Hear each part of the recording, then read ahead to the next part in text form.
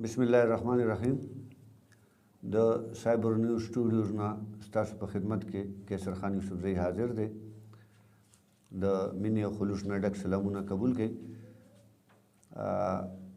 زمونږ د نن پروګرام او د نن میلمه د صوبایي اسمبلی سابقه امیدوار د PK22 او د جمعیت علماء اسلام تحصیل جنرل سیکرټری او سابقه ناظم یوسف علي صاحب مونږ سره نن په سټوډیو کې موجود دی. یوسف علي صاحب سره به مونږ په موجوده حالاتو باندې خبرې کوو. نو راځئ چې یوسف علي صاحب سره په دې موضوع باندې خبرې وکړو. یوسف علي صاحب په خیر راځئ. السلام علیکم. بسم الله الرحمن الرحیم. د ټول ناول خو زه د سایبر نیوز د دې ټیم شکریا ادا کوم چې موږ ته دعوت راکړه. په دې وخت او د حالاتو مطابق د خپلو خیالاتو د اظهار موقع راکړه. زه ډېره مننه او شکریا ادا کوم چې نن موږ تاسو یو بل سره کېناستلو. یوسف علي صاحب نن سبا حالاتو باندې خبرې کوو. مولانا فضل الرحمن صاحب په ټول ملک کې د حکومت خلاف د احتجاج او د لانګ مارچ او د لاک ډاون کال ورکړی دی. خلک دا خبره کوي چې سم د حکومت چلیږي. د الیکشن وشو، د الیکشن په نتیجه کې حکومت راغی. اوس مولانا صاحب غوبل جوړ کړی او حکومت کار ته نه پرېږدي. غلې هم نیسلي دي، ډاکوان هم نیسلي دي او بیا هم مولانا صاحب چې کوم دی نو دغه نه کوي او صبر نه کوي او حکومت خرابوي او ملک کې اړې ګړې پیدا کړي دي. څه مسله ده؟ تاسو څه وایي؟ یاره جي زه که دا وایم چې د اول ورځې نه د کله نه الیکشن شوی دی نو مولانا صاحب د حکومت ته د نظام ته سلیکټډ نظام او سلیکټډ حکومت ویلو. د هغې په سلسله کې هغې په ټول ملک کې میلیون مارچونه کړي دي او هغه په پوره منځ طریقې سره سرته رسولي دي. او د هغې د اول ورځې نه دا اختلاف و د ټولو ګوندونو او پارټو سره چې یاره د دې په دغه کې اډو حلب مه اخلئ په دې حکومت کې، ځکه چې دا سلیکټډ ګورنمنټ دی او دوی به په آینده کې چې کوم دی نو داسې قسمه نظام یا دا خلک به داسې حالاتو ته بوځي چې هغه برداشت ني. اوس هغسې حالات جوړ دي که تاسو وکتل لیټسټ نیوزونه دا دي چې یاره دوی په اډیننس باندې دا ټول نظام چلی او نن پکې شپږ اډیننسونه هم پاس شوي دي. هغه مختلف قسمه دغه دي. په اډیننس باندې حکومت وقتي طور د میاشت دوه او د دریو دپاره چلیږي خو مستقل د حکومت نظام نه چلیږي. بیا دا چې که تاسو وګورئ ډاکټران مطمئن نه دي، وکیلان مطمئن نه دي، ایجوکیشن خلک مطمئن نه دی، په دې ملک کې تاجران مطمئن نه دي، په دې ملک کې نور چې کوم سټیک هولډرز دي او په دې ملک کې کوم کار والا خلک دی سیاسي خلک مطمئن نه دی او ټول خلک په ټینشن کې دی. ګراني ده، انتهایی ګراني حد ته رسېدلې ده، بلکې خلک تر دې حده پورې دغه دی چې اوس وختي نن ما سره یو استاد صاحب خبره کوله د هغه 1,00,000 روپۍ تنخواه رسه کم. نو هغه ما ته ووایي چې یاره زه په تېرو وختونو کې به زما ته به 15,000 روپۍ په خپل جیب کې پاکټ منی پاتې شوه په خپله تنخواه کې او اوس 7,000 روپۍ دا کال شپږ میاشتې نه وروستو دا اوس چې کوم حالات روان دي نو 7,000 روپۍ زه قرض راخلم په خپله تنخواه زما د کور ګزاره نه کوي. نو او دا څنګه ګورنمنټ دی او دا څنګه نظام دی؟ که تاسو وګورئ چې دا څوره ورځې وشوې چې ډاکټران په هړتال دي، میاشت یوه نیمه وشوه خو څوک یې د تپوس نشته، څوک یې د ناستې نشته، څوک یې د خبرو نشته چې هغوی سره کیني او هغوی مطمئن کړي او هغوی په خپله خبره که ته هر رنګه ستا خبره ده خو بل د اطمینان دپاره هغه سره کېناستل او د هغه خبره اورېدل دا لازمي دي. خو هغه شی نشته. باقي تا د سیاسي خلکو د نیولو خبره وکړه نو یروره تر اوسه پورې د چا نه دی پیسې وصول کړي، د چا نه پیسې واخیستلې او اخواسې غل دی ته ما ته غل او زه تا ته غل او ټول خلک په دې څیز کې روان دی پلانې غل دی پلانې غل دی پلانې غل دی. او تا به پخوانی خبره اورېدلې چې یو سړي غلا کړې وه په بازار کې روان و نو هغه غل په خپله چغه کړه چې بهی غل دی غل دی خلکو هم منډوله غل وزر هم منډوله. نو دغه شی دی د دوی وزیران د دوی اسمبلو چې کوم دغه دي ذمه دار کسان دي د هغوی لهجه وګوره، د هغوی رویه وګوره، د هغوی ناست ولاړه وګوره، هغوی د خلکو عزتونو تشوتې کوي، د هغوی د خلکو ګرانۍ راغلي په دې ملک کې چې کوم دی نو داسې یو هله ځله جوړه ده چې څوک اړو دا وایي نه چې دې ملک کې څه حکومت شته ناظم صاحب خبره داره چې هغه وایي ما له لږ ټایم راکړي نو زه چې دا خبره په مخکې بوزم معیشت د سمولو پکې چا سریدې نه د خلک په دوره میدان ته نه راته د مولانا صاحب یوازې د خپلې پارټۍ نه بلکې زه خو دا وایم دلته موږ ته په لوکل سطح باندې د دې خو د خیل تحصیل د نورو پارټو مشرانو یا د ضلع بونیر مشرانو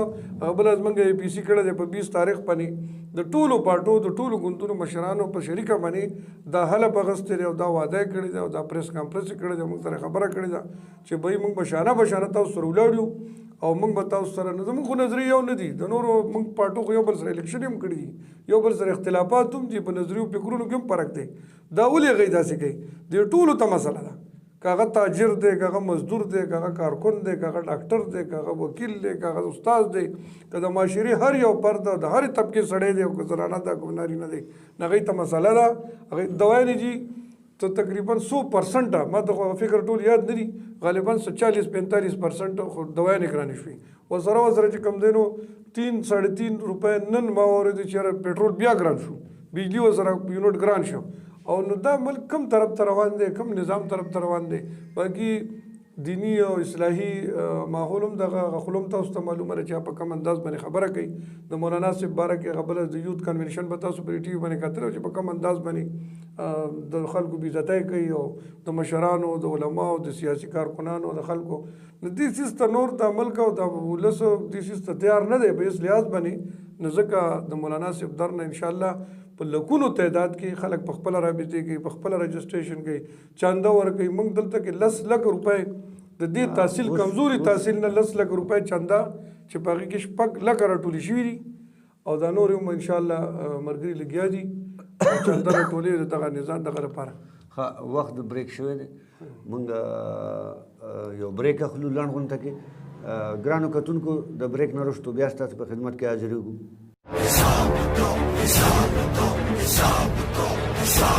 इस खून और पसीने से हमारे ये जो महल खड़े हैं तुम्हारे इन सच्चे झूठे बातों का कहीं हम कहीं सब बातों का टूटे हुए इरादों का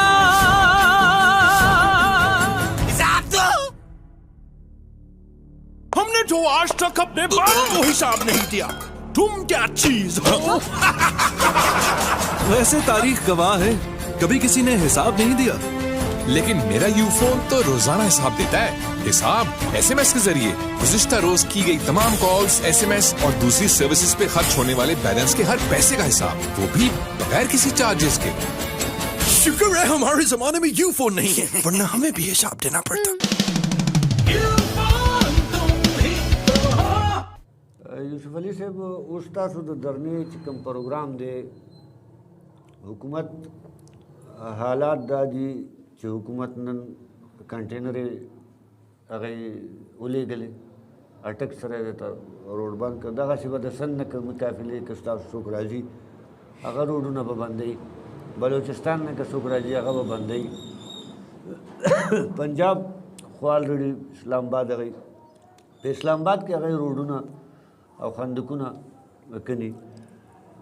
څنګه به ځئ تاسو یاره جي دا زمونږ شریک ملک دی دا ټول خلک دا ټولې پارټۍ دا ټولې ډلې په دې کې اوسي دې کې یو څه خلک د یو ضلعې نه بلې ته یا د یو صوبې نه بلې ته منع کول دا هم قانونا جرم دی پکار دی چې کوټ په دې باندې ایکشن والي ځکه چې څه داسې خبره شته نه زمونږ درنه یا احتجاج دا قانوني آئیني دستوري حق دی د هر چا حق دی یوازې زمونږ دپاره نه بلکې دوی هم په تېرو وختونو کې درنې کړي دي او نورو پارټو هم کړي دي او میلیون مارچ هم ایستې شوي دي نو زما په خیال باندې دا دوره د یارې مارې خبره نه ده د یاسې دوره یارې اخیستې دي هېڅ څه خبره نشته انشاءالله زمونږ پرامن خلک به وي دا د دې ملک شهریان دي او دا د دې ملک اوسېدونکي خلک دی دې ملک کې که څوک کاروبار کوي که چا ټرانسپورټ دی که چا پراپرټي ده نو دا زمونږ غرونه دي موږ هېڅ چا تر تاوان تکلیف د رسولو څه اراده نشته تاسو وایي چې یاره نشته که نه تاسو چې 80,000 هلکان چې کوم دی هغه تیار کړي دي د ستاسو کوم ذیلي تنظیم چې دی څه دی انصار الاسلام او هغوی له هم دا ډنډې په لاس کې ورکړي دي. دا جی دا تنظیم سره نه دی، دا د کله نه د جمعیت علماء پاکستان یا د هغې نه مخکې د جمعیت علماء هند کله نه منشور دستور جوړ شوی دی. دا دستوري تنظیم دی، ذیلی تنظیم دی د جمعیت علماء اسلام، او دا په دې نورو پارټو کې هم شته. دا د خپل سکیورټي لپاره، د چای اوبو لپاره، د میلمه د خدمت لپاره، د خپلو ملګرو د خدمت لپاره دا تنظیمونه دي. په هغې کې هغې سره څه اصلاح نشته، په هغې کې هغې سره څه نور څه اراده یا څه خبره نه ده کړې. هغوی د پخوا نه زموږ د جلسو دا دغه کوي او د دپاره د هغوی ډیوټي د جلسو دننه انتظام د جلسو انتظامات سنبالوي، او په هغې کې خپل میلمه کوربه او د هغې هغه انتظامات او د ناستې ولاړې دپاره دغه رضاکار دي، او هغوی له نه څوک تنخواه ورکوي نه هغوی څه ټریننګ کړی دی. او البته ډنډه دا صرف د پہچان دپاره چې دا سړی څنګه چې جامې بدلې دي داسې ورسره وړه غونته کې لخته یا ډنډه ورسره وي، نو د ډنډې نه چاته څه تکلیف دی دغه مسله نشته. خو بهرحال موږ د هغې غندنه کوو، مزاحمت کوو چې حکومت د هغې خلاف کوم کاروایي کوي یا څه کوي، نه هغې ښه نه ده زما په خیال. ناظم صاحب دا راته ووایي چې دا خیر ستاسو خپل یو سیکرټ به هم وایي، خو بهرحال زمونږ خو حق ته چې تپوس وکړو دلته نه چې تاسو به ځئ نو څه پروګرام دی، څنګه پلانینګ دی؟ زمونږ ایش ورور سایبر نیوز ستاسو شکریه بیا هم ادا کوم چې تاسو دا موقع په دې حالاتو کې موږ راکړه چې موږ د خپل خبر د خپلو وروڼو عزیزانو د علاقې د ولس خلکو ته ورسو. زمونږ هېڅ انډرګراونډ څه خبره نشته. موږ به انشاءالله ښه کولاو په 31 تاریخ باندې دلته نه دغه کوو، او په 27 تاریخ باندې به مولانا صاحب خپل میلیون مارچ د کراچۍ نه د کویټې نه د هلته نه را شروع کوي، او موږ انشاءالله د کې پي خلک چې کوم دی دا به اخري کې غالبا یا د 31 تاریخ په سهار یا د 31 تاریخ په ماښام باندې خپل مومنټ پکوو. زوبه انشاءالله موږ ښه پرامن خلک یو، زموږ به ښه تبلیغ والا په شان ښه زموږ به یو به امیر به مي په دغه او هغې سره په فضایل اعمالو یا د قرآن پاک د تلاوت تنظیم به وي. بیا دا که موږ کوم ځای کې روکاو شو، کوم ځای نه تاسو چې کوم لومبی سوال کړو کنټینر کې ایښودی شوی یا مطلب دا دی چې حکومت انشاءالله موږ به په هغه ځای باندې خپله درنه کوو، موږ به په هغه ځای باندې په روډ کې خپلې بشترې خپل سامان او په هغه ځای به منځونه کوو، تلاوتونه به کوو، تقریرونه به کېږي.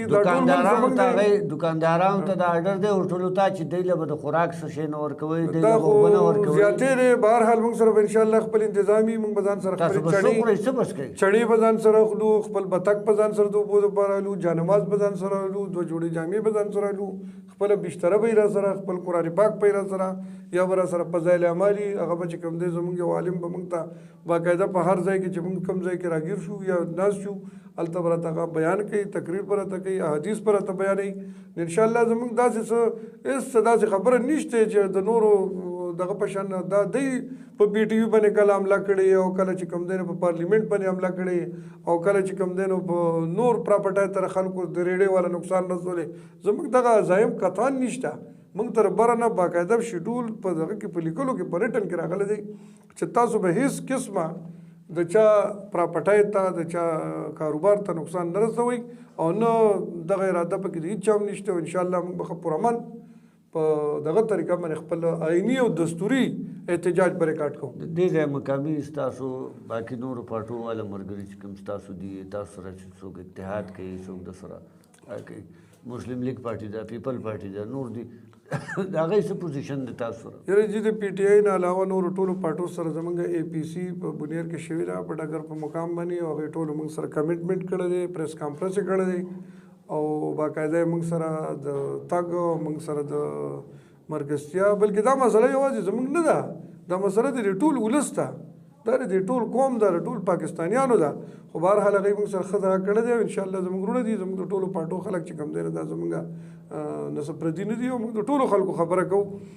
بیا دا چې د هغوی کومې مرستې دي موږ سره پکې چانده هغوی را کړې ده، موږ سره هغوی چې کوم دی راتلو په حواله باندې ګاډو ته او دې څیزونو ته هغوی کې وایي چې څه کومک او څه ضرورت دي انشاءالله هغه به هغوی کوي. او انشاءالله په 24 تاریخ باندې که تاسو لیدل غواړئ نو زموږ به دلته ریلي په 24 تاریخ باندې ماسپښین 2 بجې زه تاسو له دعوت هم در کوم، تاسو په خپل هم راشئ. په هغې کې موږ هغوی ته هم پرې هینډ ورکړی چې تاسو خپل موټرسایکل یې خپل ملګري په خپلو جنډو باندې خپلو جنډو د لاندې راشئ او موږ سره په دې ریلي کې شامل شئ انشاءالله. هغې له به هم هغوی د دې ریلي څه مطلب دی؟ تاسو څه دپاره کوئ؟ دا جی منګه په دې حالاتو په دې وخت کې د عوامو د خلکو د آګاهۍ لپاره د خلکو د اویرنس لپاره د پوهې لپاره چې خلکو کې دا آګاهي راشي چې دا درنه کمره روانه ده د هغې یو کمپین دی په سلسله کې موږ دا ریلي کوو او انشاءالله دا خپل اظهار کوو چې عوام خبر شي او دا خلک موږ سره ټول په دې ریلي کې شامل شي دغې لپاره دا ریلي ګرانو کتونکو د موجوده حالاتو باره کې تاسو د جمعیت علماء اسلام د تحصیل سیکرټري جنرال یوسف علي صاحب خبرې تاسو واورېدې یوسف علي صاحب ښه کافي تجربه ده په دې علاقه کې د سیاست ښه معروف سړی دی او په مختلفو سیاسي پارټو کې مخکې پاتې شوی دی سیاسي تجربه شته او په دې باره کې هغې خبرې زما په خیال باندې چې کوم سوالات مونږ په ذهن کې وو او کوم سوالات مونږ کولی شو هغه مونږ وکړو په دې مختصر وخت کې او هغې تقریبا د هغې مطابق جوابونه هغې راکړو انشاءالله او په دې پروګرام کې ګرانو کتونکو مونږ د مسلم لیگ نون امین الله حاجي صاحب ته هم مونږ دعوت ورکړو منګه د مسلم لیگ نون لیاقت خان ته هم موږ دعوت ورکړو خو لیاقت خان چونکې دې ورځو کې هغې دا ټولو پارټو والا لږ بیزي هم دي د هغې لږ مصروفیات دي امین الله حاجي صاحب خبره دا وه چې هغې بیمار وو نو هغې په خپلې بیمارۍ په وجه رانلی شو او دغسې لیاقت خان هم د خپلو مصروفیات په وجه دلته ونه نو هغه هم حاضر نشو حالانکې زموږ پروګرام دا و چې موږ به دا دوه درې واړه ملګري یو ځای کوو دویمه خبره پکې بله موږ دا کوو چې که د پی ټي آی څوک ملګري څوک ذمه دار سړی هغه خپل موقف پیش کول غواړي نو هغې دپاره زموږ پلیټفارم حاضر دی